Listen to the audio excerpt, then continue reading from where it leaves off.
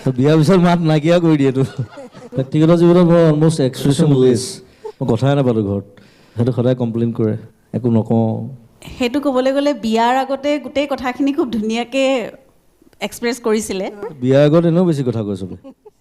বিয়াৰ পিছত মাত নাইকিয়া কৰি দিয়েতো মাত এতিয়া মোৰহে নাইকিয়া হৈছে যেতিয়া ৰাতি আহি ঘৰত সোমাইহি 3 ঘণ্টামান তেওঁ ইমানেই কথা কৈ দিয়ে